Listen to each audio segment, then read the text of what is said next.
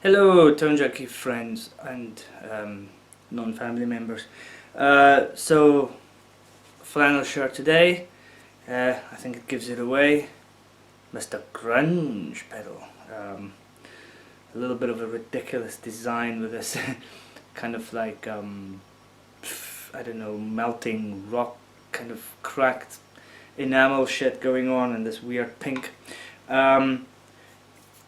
And it is a DigiTech, probably half well known. DigiTech also did the Bad Monkey, and which is like a tube screamer kind of clone, and so they have a couple of pedals that people really like. I've always wanted to try this one. I was a fairly decent grunge fan in my time. I probably still am. And as an ode to this day of grunge-ness, I'm wearing this flannel. So this pedal, I think, is not really a grunge pedal. I think it is a more metal pedal actually. I think the sound is more suited for certain types of metal. The gain is a little bit higher than I would expect for kind of typical grunge stuff. So let's start where we always start. Let's start with the build quality. So from a build quality point of view, nice metal casing, feels really solid, got nice kind of Allen key screws, nice, this pedal is second hand, so it's had its day, but it's still in good nick, and it's probably because of the build quality. It's got a nice rubber foot, it's got exactly the same mechanism as the Behringers for getting into the battery compartment, which is a ridiculously stupid fucking setup. I mean, I'm a big fan of these kind of foot switches here rather than the other ones, but the fact that the way that the battery pedal is underneath here is crap. So I'll give you an example. So trying to get the pedal out, just like the Behringer, is a case of having to depress these stupid things. Now this one is a little bit easier than the Behringer, because with this one I've noticed you only have to depress one side. The battery that was in here must have leaked at some point, because before this video I had to clean all this up. It had all that kind of battery residue, you know, when the batteries leak. It was all in here, and it kind of made this one not depress properly.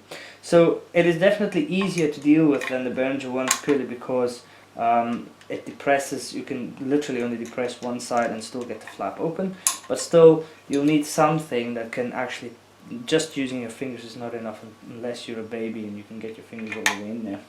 I don't think you can do that. So it's got two outputs. The one is an amp out, and the one is a mixer out. So the one obviously is designed to go into the front of the amp, and the other one is supposed to go straight to the mixer. It's got a loudness button, which is probably which is a volume. You've got low, high, and then a grunge, which is, from me playing around with it, I wouldn't necessarily say it's a gain. It kind of adds more fuzziness and stuff to the gain. I don't actually think it adds more gain in itself. So again, this is one of those pedals which somehow seem to work really nice with everything on 12. It looks like everything is perfect at 12. And if you then piss around with it, you can get a couple of variations. The gain is really high. You can't use it as a, you know, like a tube screamer maybe, where it's more of a crunch, or you can get the crunch out of it, or maybe a bit of a boost. The gain is pretty extreme. I think the pedal sounds pretty nice. And I've been thinking about this before doing this demo, what you could use it for. Like I said, I think that this is actually a pedal that is more suited for metal, a nice entry-level metal. I'd rather have this than the Metal Zone. It sounds kind of like the Metal Zone, but it has a little bit more character. I think the problem that people have with the Metal Zone is that it's so clinical. Whereas this has a little bit of character behind it, a little bit of low end, has a little bit of oomph behind it, and the signal sounds a little bit dirtier, so it's not so pristine, kind of clipped, which makes this actually quite a nice pedal. So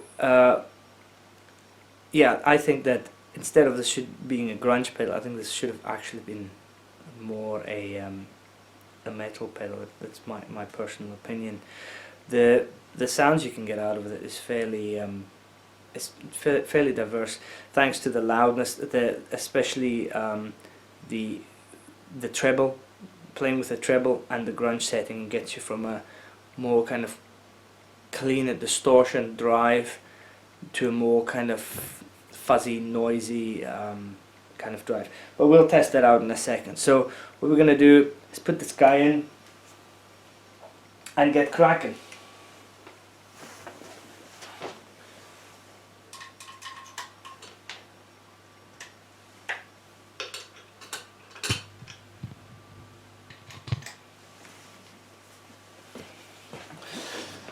I'll give you a taste of the clean sound.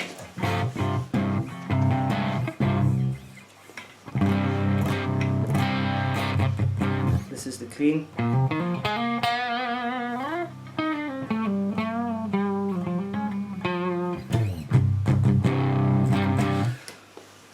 Tune down to D, drop C. This guitar is pretty much that standard in that tune. So this is with everything on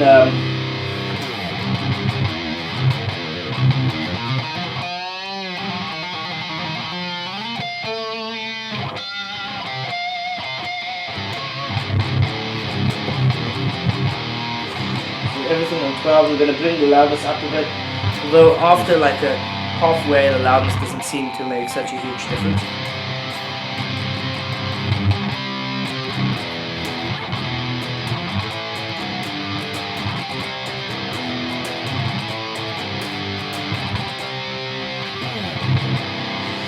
So at 12 o'clock, let's go to the grunge setting all the way down. This is what I mean, it's actually got a really nice full tone.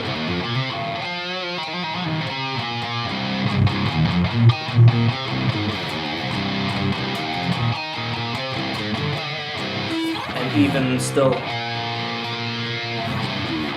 very high gain, but still quite defined.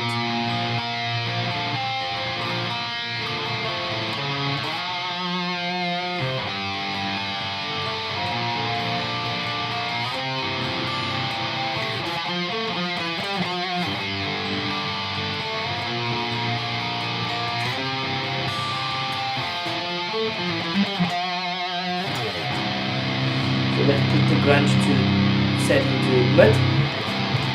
You can hear the top end getting a bit more fuzzy. So it becomes more.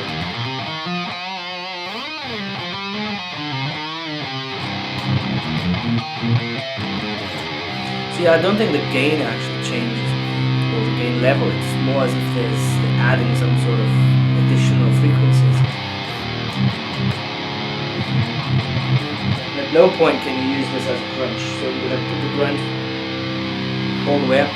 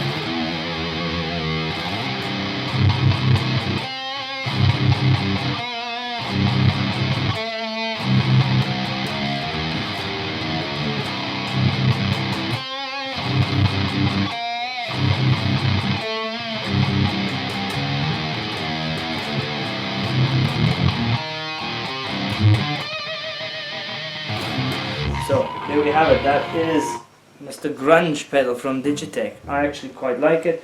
I don't think I'd replace any of my pedals for this one. I think that you can get the tones that this guy delivers from other pedals quite easily.